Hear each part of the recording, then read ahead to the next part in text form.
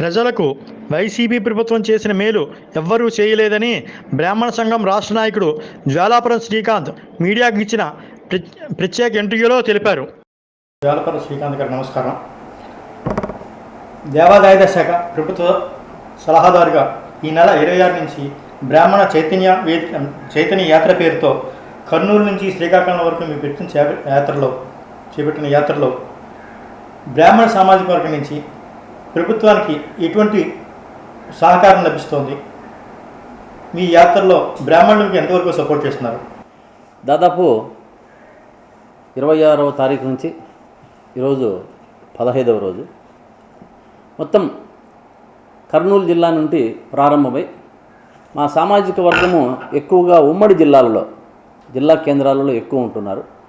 ఆ జిల్లాలలో మేము ప్రెస్ మీట్లు, ఆత్మీయ సదస్సులు పెట్టుకుంటూ మధ్యలో కవర్ అయ్యే కాన్స్టిట్యున్సీలన్నీ కూడా మా వాళ్ళు ఎక్కడున్నారో దాదాపు 21 కాన్స్టిట్యున్సీలు తిరగడం జరిగింది.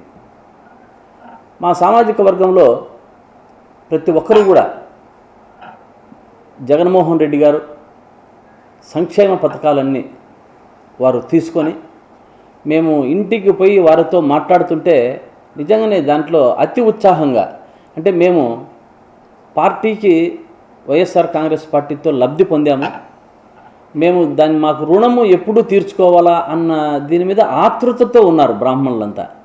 ప్రతి ఒక్క జిల్లాలో కూడా నిన్నటి రోజున శ్రీకాకుళం జిల్లాతో మొత్తం కంప్లీట్ అయిపోయింది. ఈరోజు అమలాపురంలో కూడా ఒక ఆత్మీయ సదస్సు జరుగుతూ ఉంది. కాబట్టి బ్రాహ్మణ సామాజిక వర్గం వైఎస్ఆర్ కాంగ్రెస్ పార్టీ వైపు ఉంది అన్నది చాలా సుస్పష్టంగా మేము తిరిగిన దాంట్లో స్పష్టంగా కనపడింది. అన్ని సామాజిక వర్గాలు కూడా మేము అప్పుడప్పుడు మాట్లాడుకుంటూ వాళ్ళతో కూడా పోతుంటే సంక్షేమ పథకాల మీదే చాలా బేస్ చేసుకొని మా వాళ్ళంతా కూడా వాళ్ళు కానీ అన్ని సామాజిక వర్గాలు కానీ ముందుకు పోతున్నాయి. వైఎస్ఆర్ కాంగ్రెస్ పార్టీ వైపు అందరూ ఉన్నారని నేను అనుకుంటున్నాను. దాదాపు ప్రస్తుతం వస్తున్న సర్వేల్లో వైసీపీ కంటే కూటమికే అన్నీ ఇస్తున్నాయని సర్వేలు అనేవి చెప్తున్నాయి. అలాగే కూటమి ఇటీవల విడుదల చేసిన మేనిఫెస్టోలో బ్రాహ్మణ సామాజిక వర్గానికి అనేక పథకాలు పెట్టి దాదాపు అన్ని కార్పొరేషన్లను డైరెక్ట్గా చేస్తామని చెప్పి ప్రకటించింది. దానిపై మీ అభిప్రాయం? కూటమి సర్వే అన్నది ఎన్నికలప్పుడు మామూలుగా వస్తూ ఉంటాయి. ఆ సర్వేలు తారుమారైన పరిస్థితులు కూడా చాలా చూసాం. కానీ మా జగన్మోహన్ రెడ్డి గారు, మా అధినేత, ఇప్పుడు కాదు దాదాపు 2 ఏళ్ల నుంచి ఇంటింటికి వైఎస్ఆర్ కాంగ్రెస్ పార్టీ అనేది పెట్టి ప్రజలకు మనం ఇంత చేసుకుంటూ వచ్చాం, ఇంకా వారికి సంక్షేమం మెరుగ్గా ఏమి చేయాలి అన్న అంశాల మీద మా అందరూ ఎమ్మెల్యేలందరినీ 151 మంది ఎమ్మెల్యేలను ఇంటింటికి తిప్పి వారికి మనం ఇస్తున్నది తక్కువ ఎక్కువ, సంక్షేమ పథకాలు ఇంకా ఏమి కావాలా అన్నది సర్వేలు ఆయన అప్పటి నుంచే చేయించుకుంటూ వస్తున్నారు. ఇప్పుడు ఎన్నికలు వచ్చే సర్వే పెద్ద ఇవన్నీ తారుమారు అవ్వడానికి కూడా కారణం ఉంటుంది. వారికి ఆ సర్వే మీద మనం ప్రజలకు ఏమి చేయాలా అన్న దీని మీద చాలా క్లారిటీ ఉంది ముఖ్యమంత్రి గారికి. వారు చేసే పథకాలన్నీ కూడా చాలా అద్భుతం, అమోఘం. కాబట్టి ఎటువంటి పరిస్థితుల్లోనూ ఈ సర్వేలో మా ముఖ్యమంత్రి జగన్మోహన్ రెడ్డి గారు చెప్పినట్టు వై నాట్ 175 అనే నినాదంలో రాష్ట్ర బ్రాహ్మణులు అందరూ కూడా సపోర్ట్ చేసి మేమున్నాం జగనన్నకు, జగన్మామయ్యకు, దీనికి అని చెప్పి ప్రతి ఒక్కరు కూడా కోరుకుంటున్నారు. కాబట్టి దాంట్లో ఆ సర్వేలంతా కూడా జగన్మోహన్ రెడ్డి గారికి ఆ సర్వేలన్నీ ఎప్పుడో 2 ఏళ్ల నుంచే మాకు తెలుసు. ఆ విధంగా ముందుకు పోతున్నాం. ఇంకొకటి మీరు ఇంకొక విషయం అడిగారు, బ్రాహ్మణ కార్పొరేషన్ అని. బ్రాహ్మణ కార్పొరేషన్ మేనిఫెస్టో అన్నది బ్రాహ్మణ కార్పొరేషన్ తెలుగుదేశం ప్రభుత్వం ఇచ్చింది అని అందరూ చెప్పుకుంటుంటారు. చాలా రాంగ్ అది. ఎందుకంటే అప్పుడు తెలుగుదేశం ప్రభుత్వంలో మా బ్రాహ్మణ సామాజిక వర్గానికి ఒక పెద్ద దిక్కుగా ఉన్నటువంటి చీఫ్ సెక్రటరీగా ఉన్నటువంటి ఐవైఆర్ కృష్ణారావు గారు మాత్రమే ఈ కార్పొరేషన్ను తేగలిగారు. ఎందుకంటే వారు ముఖ్యమంత్రికి ఏం చెప్పారో వారి ప్రోద్బలంతోనే, వారి యొక్క సహాయ సహకారాలతోనే బ్రాహ్మణ కార్పొరేషన్ వచ్చింది, తెలుగుదేశం ప్రభుత్వం ఇచ్చింది కాదు అని చెప్పి రాష్ట్ర బ్రాహ్మణులకంతా తెలియజేస్తున్నారు. అటువంటి వ్యక్తిని దాదాపు కార్పొరేషన్కు 500 కోట్లు చెప్పారు, 240-270 కోట్లు ఇచ్చారు, ఆఫ్ చేశారు. అప్పటికి ఐవైఆర్ కృష్ణారావు గారు అరే మనం ఏం చేయలేకపోతున్నామే, ఇంకా కొన్ని పథకాలన్నీ పెట్టాము అన్న ఉద్దేశంతో వారు గట్టిగా అడగడం జరిగింది.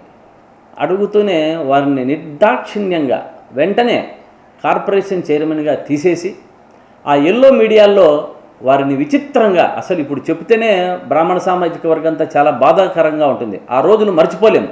అంత పెద్ద వ్యక్తిని ఎల్లో మీడియాలో గుడ్డలు లేకుండా చూపించి, అసలు ఒక్కటి కాదు ఆయన, నా అంత చెప్పుకుంటే మా కడుపు దించుకుంటే కాళ్ళ మీద పడుతుంది. కాబట్టి బ్రాహ్మణ సామాజిక వర్గం అన్నా బ్రాహ్మణులన్నా ఒక తీసేసే వ్యక్తిత్వం కలిగిన పార్టీ తెలుగుదేశం పార్టీది, చంద్రబాబు నాయుడు గారిది.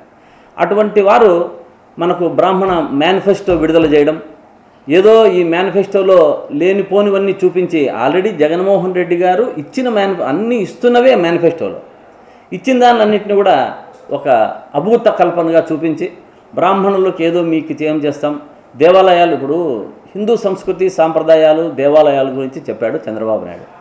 వారి తండ్రి చనిపోతే వారు తలనీనాలు కూడా ఇవ్వలేనటువంటి దుస్థితుల్లో ఉన్నాడు చంద్రబాబు నాయుడు. ఇతను హిందూ సంస్కృతి సాంప్రదాయాల గురించి మాట్లాడడం, మన అసెంబ్లీలో ఏదైతే మన రాజధానిలో భూమి పూజ చేశారో బూట్లు వేసుకొని భూమి పూజ చేయడం, ఇటువంటి వ్యక్తి మనకు చెప్పడం. రాజధాని నగరంలో విజయవాడలో 1 టౌన్లో పోయి అడిగితే దాదాపు 30 దేవాలయాలు కూల్చేసి మనందరినీ బ్రాహ్మణులు, అక్కడ ఉన్నటువంటి దాదాపు 600 మందో 700 మందిని మనకు బజారుకి ఇడ్చేసినటువంటి వ్యక్తి చంద్రబాబు నాయుడు, తెలుగుదేశం పార్టీ. కానీ ముఖ్యమంత్రి జగన్మోహన్ రెడ్డి గారు వస్తూనే ఆ దేవాలయాలన్నీ కూడా దాదాపు 12 దేవాలయాలు 14 దేవాలయాలు ఓపెన్ కూడా చేయడం జరిగింది. ఎన్నడూ లేని విధంగా మన ప్రభుత్వం నుంచి దేవాదాయ శాఖకు 240 కోట్లు ఇచ్చి అమ్మవారి గుడిని డెవలప్మెంట్కి చేయడం జరుగుతుంది.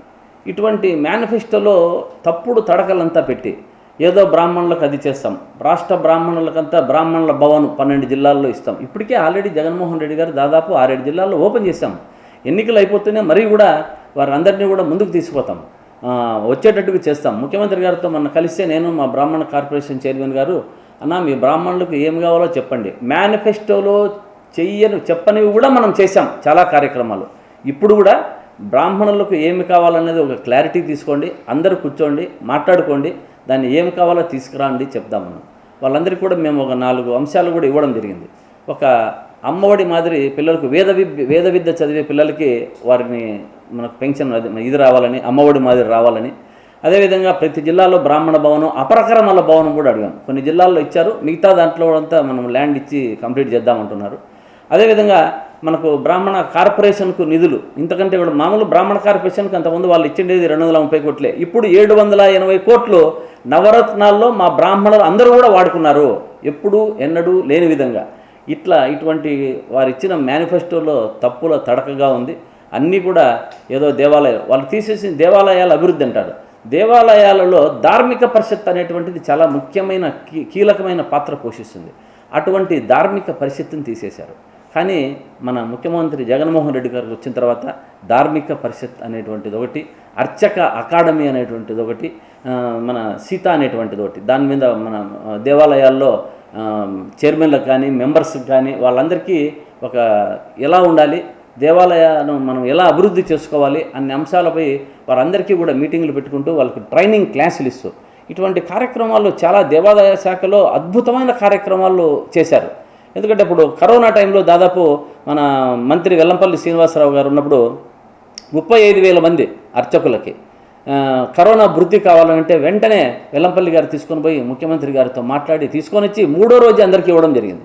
అదేవిధంగా అది అయిపోయిన తర్వాత ప్రైవేటు దేవాలయాల్లో ఉన్నటువంటి వీళ్ళకు కూడా పురోహితులకు కావాలని అడిగితే వెంటనే వారికి కూడా 15,000 మందికి కరోనా వృత్తి ఆ రోజు ఇచ్చాం. ఇటువంటి కార్యక్రమాలన్నీ కూడా దేవాదాయ శాఖలో వారు ఇచ్చిన మేనిఫెస్టోలో మొత్తం మసిబూసి మారేడుకాయ చేసి మా బ్రాహ్మణులను మోసపూరితంగా ఉంది, అది ఎవరు నమ్మద్దండి అని చెప్పి ఆ మేనిఫెస్టో తప్పుల తడక చేసేవాడు చెప్పేవాడు ఏది చెప్పినా చేసేవాడు ఉత్త జగన్మోహన్ రెడ్డి గారు మాత్రమే. మన చంద్రబాబు నాయుడు గారి మాదిరి నీటి మూటలు, వారి మాటలన్నీ నీటి మూటలే. కాబట్టి చంద్రబాబు నాయుడు గారి మేనిఫెస్టోను నమ్మద్దని రాష్ట్ర బ్రాహ్మణులందరికీ కూడా విజ్ఞప్తి చేసుకుంటున్నాను. బ్రాహ్మణ సామాజిక వర్గానికి చెందిన వాళ్ళు ఎవరు కూడా సభలకి సమావేశాలకి చాలా తక్కువగా హాజరవుతుంటారు. కానీ మీరు చేపట్టిన బ్రాహ్మణ ఆత్మీయ సమావేశాలకి అత్యధికంగా హాజరవడానికి కారణం ఏమిటి? వీళ్ళందరినీ మీరు యాక్టర్ వెయిట్ ఎలా తీసుకురాగలిగారు? దాదాపు రాష్ట్రంలో నాకు నేను ఇంటర్మీడియట్ చదివే టైంలో జింకా చక్రధర్ అనేవారు ఒక బ్రాహ్మణ నాయకులు ఉండేవారు. వారు నాకు వెంటనే ఒక లెటర్ రాసి హైదరాబాద్లో జిమ్ఖానా గ్రౌండ్లో మీటింగ్ పెడతా ఉన్నాము, అందరు రాండి అన్నారు. అప్పటికి ఒక బస్సు వేసుకొని వెళ్ళాను నేను. బ్రాహ్మణులు మా పిల్లలందరినీ పిలుచుకొని, ఇంజనీరింగ్ కాలేజ్ స్టూడెంట్స్, నాతో సహచరులు అందరినీ తీసుకొని వెళ్ళాను. మరి అయిపోయిన తర్వాత కోటా శంకరశర్మ గారు వారితో పాటు దాదాపు ఉభయ రాష్ట్రాలు 2 సార్లు తిరిగారు. వారు మన బ్రహ్మగర్జన అనేటువంటి కార్యక్రమాన్ని చాలా పెద్ద ఎత్తున నిర్వహించారు. వారితో పాటు తోడుగా ఉందాము, ఏదో మంచి కార్యక్రమం చేస్తున్నారు, ఆయనతో పాటు ఉండాలని నేను వారితో పాటు నాకెందుకు ఒక ఆకర్షణ. రాజకీయం అంటే మాది రాజకీయ నేపథ్యం ఉన్న కుటుంబం ముందు నుంచి కూడా ఇట్లా బ్రాహ్మణ సంఘాలన్నా రాజకీయమన్నా ఆకర్షితులై అరే ఏదో ఒకటి చేద్దాము, మనం కూడా సమాజానికి సేవ అనే ఉద్దేశంతో బ్రాహ్మణులతో మమైక్యమై ఆ రోజు నుంచి దాదాపు 35 ఏళ్ళ నుంచి తిరుగుతున్నా. ఇప్పుడు మనం రాష్ట్ర విభజన తర్వాత కూడా ఇది నేను పర్యటించడం 8వసారి. అంటే హిందూపూర్ నుంచి నాకు శ్రీకాకుళం వరకు కూడా అన్ని సంఘాలతో, అన్ని బ్రాహ్మణులతో, పార్టీలకు అతీతంగా నేను వస్తున్నాను అంటే వారు నన్ను ఆదరాభిమానంగా వారు రమ్మని చెప్పి ఆదరించి నాతో పాటు ఉండి జిల్లాలో ప్రతి ఒక్క జిల్లాలో ఇది ఎందుకు జరుగుతుందంటే బ్రాహ్మణ కార్పొరేషన్ వచ్చినప్పుడు ఐవైఆర్ కృష్ణారావు గారు తెచ్చినప్పుడు అప్పుడు పార్టీలకు అతీతంగా బ్రాహ్మణ సంఘాలు అన్నీ కలిసి కూడా ఒక ఉక్కుమ్మడిగా అందరూ కలిసి మాట్లాడుకొని మంచి మీటింగ్స్ కండక్ట్ చేసుకొని కార్పొరేషన్ను పైకి తెచ్చుకుందాము, ఇది మనందరి కోసం పెట్టిండేది అన్నది ఆత్మీయ సదస్సులు నిర్వహించాం. అప్పుడు నా సొంత డబ్బులతో మొత్తం రాష్ట్రం అంతా మీటింగులు పెట్టి ఆత్మీయ సదస్సులు నిర్వహించగలిగాం. అప్పటి నుంచి నాకు ఉన్నటువంటి అనుబంధం బ్రాహ్మణులతో, వారి అనుబంధము ఆత్మీయత నన్ను ఇంత తిరగడానికి, నన్ను ప్రోత్సహించడానికి రాష్ట్ర బ్రాహ్మణులే, వారే కారణము. అందుకని వారు ఉన్నారు కాబట్టే నేను తిరగలుగుతున్నా. ఇప్పుడు అందరూ తిరుగుతున్నారా? అందరూ ఉన్నారు. నాకు వారితో ఉన్న అనుబంధం ఉంది కాబట్టి నేను అన్ని జిల్లాలు తిరుగుతూనే, నేను పోతూనే 50 మందో 100 మందో 500 మందో ఆత్మీయ సదస్సులు పెట్టుకొని మా వాళ్ళతో మాట్లాడి వారి యొక్క కష్టసుఖాలు తెలుసుకొని నేను వారితో మమైక్యమై ఉంటాను కాబట్టి నేను వారితో తిరగగలుగుతున్నా. నేను పోతే నన్ను ఆదరిస్తున్నారు. నిజంగా ఆ విషయంలో రాష్ట్ర బ్రాహ్మణులు అందరికీ కూడా నేను మీ అందరికీ కృతజ్ఞతలు తెలియజేసుకుంటున్నాను. రావులపాలెంలో మీరు ఇచ్చేసిన సమావేశంలో తెలుగుదేశం కోసం అని చెప్పి ఒక నారేపణ వచ్చాయి, దాని మీద మీ వివరణ. కొంచెంమంది తెలియని వాళ్ళు చాలా నిజంగా అమాయకులు అనుకుంటున్నా నేను మా వాళ్ళలో చాలామందిని. వాళ్ళు ఏం చేస్తుంటారంటే ఐవైఆర్ కృష్ణారావు గారు బ్రాహ్మణ కార్పొరేషన్ వచ్చిన తర్వాత నేను చేసే సామాజిక కార్యక్రమాలను గుర్తించి అరే నువ్వు కార్పొరేషన్లో ఉండాలి శ్రీకాంత్, నువ్వు రా అన్నాడు. అంటే నేను దాదాపు ఒక 5,000 మందితో 4,000 మందితో 3,000 మందితో అప్పట్లో సమావేశాలు నిర్వహించా. అనంతపురం సమావేశం నిర్వహించిన తర్వాత ఆయన వెంటనే కార్పొరేషన్ మీటింగ్కు పిలిచడం జరిగింది. వెళ్ళేటప్పటికే డైరెక్టర్లు అందరూ కూర్చొని ఉన్నారు. ఆయన పక్కన చేరు కూర్చోబెట్టుకుని నాకు కూర్చోమని నాకు ఒక పేపర్ ఇచ్చారు. నీకు బ్రాహ్మణ కార్పొరేషన్ కోఆర్డినేటర్గా ఇస్తున్నాను, దీన్ని తీసుకొని మీటింగ్స్ అంతా కండక్ట్ చేయడానికి చెప్పి నాకు దాదాపు ఎంతో 70,000 రెమ్యునేషన్ పెట్టాడు. చూసి చదివా. సార్ నేను తెలుగుదేశం పార్టీలో లేను, నేను ఏ పార్టీలో లేను, రాజశేఖర రెడ్డి గారితో పాటు కాంగ్రెస్లో నడిచేవాడిని. ఇప్పుడు కొంచెం మళ్ళీ నేను వైఎస్ఆర్ కాంగ్రెస్ పార్టీతో ఉన్నాను. మరి ఆయన కార్పొరేషన్లో నాకు ఇవ్వడం వల్ల నేను చాలా బాగుండదు సార్ నాకు ఇది అన్న. లేదయా నీ అటువంటి వాళ్ళు కార్పొరేషన్కి అవసరము, నువ్వు పార్టీలో లేకపోయినా కూడా రాష్ట్ర బ్రాహ్మణ్యానికి నీ సేవలు అవసరము అన్నాడు. అంటే అప్పుడు చెప్పా ఐవైఆర్ కృష్ణారావు గారికి, ఆ డైరెక్టర్లు అందరూ కూడా ఉన్నారు, ఆ రోజు అందరూ కూడా ఉన్నారు. నేను సార్ నా రెమ్యునేషన్ అనేది తీసేయండి, నేను ఫ్రీ సర్వీస్తో పనిచేస్తా, కార్పొరేషన్ కాదు బ్రాహ్మణుల కోసము, మన బ్రాహ్మణ కార్పొరేషన్ కన్నారు, బ్రాహ్మణుల కోసం నేను పనిచేస్తానన్నా. చాలామంది తెలియక నేను తెలుగుదేశంలో ఏదో డైరెక్టర్గా ఉన్నాను అనుకుంటారు, కానీ నేను బ్రాహ్మణుల కోసం మాత్రమే, ఆ సామాజిక వర్గానికి మాత్రమే పనిచేశాను అన్నది రాష్ట్ర బ్రాహ్మణులంతా తెలుసుకోవాలి. ఎందుకంటే ఎప్పుడైతే డబ్బులు ఇవ్వలేదో, రాజమండ్రిలో ఉన్నప్పుడు ఈ విషయం అందరూ గుర్తుపెట్టుకోవాలి. రాజమండ్రిలో నేను విశాఖపట్నం నుంచి వస్తూ ఉంటే ఐవైఆర్ కృష్ణారావు గారు ఫోన్ చేశారు. నువ్వేదో రాజమండ్రిలో స్టేట్మెంట్ ఇచ్చావంట, నిన్ను ఎవడు పెట్టుకోమన్నాడు, వాణ్ణి తీసేయి అన్నాడు అని అన్నాడు. సార్ నేను ఆ రోజే చెప్పా, అందుకనే నేను రెమ్యునేషన్ తీసుకోలేదు, నేను మీ పార్టీలో లేను, బ్రాహ్మణుల కోసం రమ్మన్నారు కాబట్టి వచ్చాను తప్ప నేను నా కోసము నా పదవి కోసము రాలేదు, కాబట్టి మీరు నన్ను తీయద్దండి, నేనే పొద్దున్నే తీస్తాను అని చెప్పా. ఆ రోజు రాజమండ్రిలో ఏమిచ్చానంటే స్టేట్మెంటు, మనకు ఎప్పుడైతే బ్రాహ్మణ కార్పొరేషన్కు నిధులు ఆపినప్పుడు దాన్ని ఈ ముఖ్యమంత్రి మాజీ అవడం ఖాయం, రాష్ట్ర బ్రాహ్మణుల ఉసురు తగులుతుంది అని ఇచ్చా గట్టిగా. దాన్ని పట్టుకొని నాకు 2 మంత్రులు కూడా చేసి బెదిరించడం జరిగింది. మంత్రులు ఫోన్ చేస్తే చెప్పే వాళ్ళకి, నేను ₹1 మీ పార్టీలో లేను, నేను ₹1 నేను మీతో తీసుకోలే, నేను బ్రాహ్మణ సామాజిక వర్గానికి మాత్రమే నేను పనిచేశాను అన్న విషయాన్ని వారికి తెలియజేశా. ఐవైఆర్ కృష్ణారావు గారు పొద్దున్నే నేను ఆయనకు రాజీనామా లెటర్ పంపించడం జరిగింది. పంపిస్తూనే కూడా వెంటనే అప్పుడు చంద్రబాబు నాయుడు వాడిని ఏదో పెద్దోని చేసేదానికి వాని రాజీనామా నువ్వు ఇవ్వకుండా వాంతో తీసుకున్నావని పాపం ఐవైఆర్ కృష్ణారావు గారిని కూడా నా విషయంలో మందలించడం జరిగింది. కాబట్టి అందరూ తెలుసుకోవాలి. నా మీద కొంతమంది ఎవరో ఒకరో ఇద్దరో మాట్లాడినారు రావులపాలెం మీటింగ్లో. వారు మన మీడియా వారు అడిగారు. నేను తెలుగుదేశం పార్టీలో ఎన్నడూ ఎప్పుడూ లేను అన్న విషయాన్ని గుర్తుపెట్టుకోవాలి.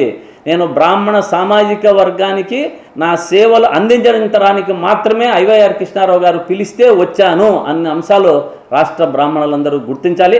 వారు కూడా ఎవరైతే మాట్లాడినారో మీడియాలో వారు కూడా తెలుసుకోవాలి. ఎందుకంటే ఇంకోసారి తెలిస్తే ఇంకోసారి మాట్లాడరు వాళ్ళు. ఆంధ్ర రాష్ట్ర రాజకీయాల్లో బ్రాహ్మణ సామాజిక వర్గం అత్యధిక ఓట్లు కలిగి ఉండి రాజకీయాన్ని ప్రభావితం కలిగి ఉండి కూడా బ్రాహ్మణ సామాజిక వర్గానికి సరైన ప్రాధాన్యత ప్రధాన రాజకీయ పార్టీలు ఏమీ ఇవ్వలేదు. ఒక కోన రఘుపతి గారికి చెప్తే మిగిలిన వాళ్ళకి వైఎస్ఆర్సీపీ కూడా ఇవ్వలేదు. టీడీపీ కానీ మిగిలిన పార్టీలు కానీ ఒక సీటు కూడా ఇవ్వలేదు. ఈ పరిస్థితుల్లో వైఎస్ఆర్సీపీకి ఎంతవరకు సపోర్ట్ చేయొచ్చు? మీరు తిరిగిన యాత్ర ప్రకారం రాష్ట్ర వ్యాప్తంగా మీరు చేసిన యాత్రలో బ్రాహ్మణ సమాజ వర్గం ఏ విధంగా స్పందిస్తుంది? దీనిపై మీ అభిప్రాయం చెప్పండి. మీరు ఎవరిని సపోర్ట్ చేయాలని మీరు కోరుతున్నారు?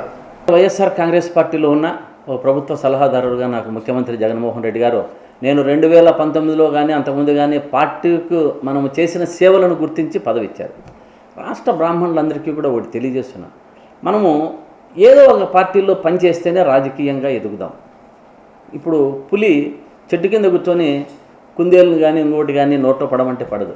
వేటకు పరిగెత్తేది పోతేనే దానికి అందుతుంది. మనం కూడా పార్టీలో పనిచేయాలి. లోకల్ నాయకులతో టచ్లో ఉండాలి. మనం ఏమి చేశాము అన్న అంశాలను పార్టీ దృష్టిలో పెట్టాలి. కాబట్టి ఇటువంటి విధంగా అందరూ కూడా సేవ చేయండి, పార్టీలో ఉండండి, పదవులు పొందండి. ఊరికే ఇంట్లో కూర్చొని మనకు పదవులు రావాలంటే ఎవరు ఇవ్వరు, అందరికీ విదితమే. కాకపోతే వైఎస్ఆర్ కాంగ్రెస్ పార్టీ ఇంతకుముందు మీరు అడిగినట్లు ఏ పార్టీ రాజకీయంగా ఆర్థికంగా సామాజికంగా తెలుగుదేశం పార్టీ మమ్మల్ని అణగదొక్కింది. ఇంకా గ్లాస్ పార్టీ కానీ బీజేపీ కానీ ఇంకా చెప్పాల్సిన పనే లేదు. బీజేపీ పార్టీ గురించి చెప్పాలంటే ఇప్పుడు జీవీఎల్ నరసింహరావు పాపం ఆయన ఇక్కడ ఇంత విశాఖపట్నంలో గ్రౌండ్ ప్రిపేర్ చేసుకొని కూడా ఇవ్వలేకపోయింది. ఏ పార్టీలకు బ్రాహ్మణుల పట్ల చిత్తశుద్ధి లేదు. ఒక్క వైఎస్ఆర్ కాంగ్రెస్ పార్టీ జగన్మోహన్ రెడ్డి గారితో మాత్రమే మాకు వాళ్ళ నాన్నతో కానీ వీరితో కానీ అనుబంధం ఉంది. బ్రాహ్మణులన్న గౌరవము, ఒక ఆప్యాయత, అనురాగము వీళ్ళతోనే ఉంది. అది ఎందువల్ల అంటే రాజశేఖర రెడ్డి గారు మాకు సీట్లు ఇచ్చారు, పక్కన మంత్రులుగా కూడా సహచరులుగా పెట్టుకున్నారు. ముఖ్యమంత్రి జగన్మోహన్ రెడ్డి గారు కూడా పార్టీ పెట్టినప్పటి నుంచి టికెట్లు ఇస్తున్నారు. కోన రఘుపతికి అయితేనేమి, మల్లాది వారికి విష్ణుకి అయితేనేమి, ఇక్కడ విశాఖపట్నంలో ద్రోణంరాజు శ్రీనివాస్ గారికి అయితేనేమి, ఆక్రమాల విజయ నిర్మలకి అయితేనేమి, ఇటువంటి కార్యక్రమాలు మనకు రాజకీయంగా ప్రభుత్వ సలహాదారులుగా దాదాపు 7-6 మంది ఉన్నారు. అదే ఇప్పుడు రాష్ట్రంలో కార్పొరేటర్లు 18 మంది ఉన్నారు. వివిధ కార్పొరేషన్లో మన సోషల్ వెల్ఫేర్ అయితేనేమి, హస్తకళలు అయితేనేమి, మన పోలీస్ వెల్ఫేర్ కార్పొరేషన్ అయితేనేమి, ఇటువంటి కార్పొరేషన్లో 4 డైరెక్టర్లు ఉన్నారు.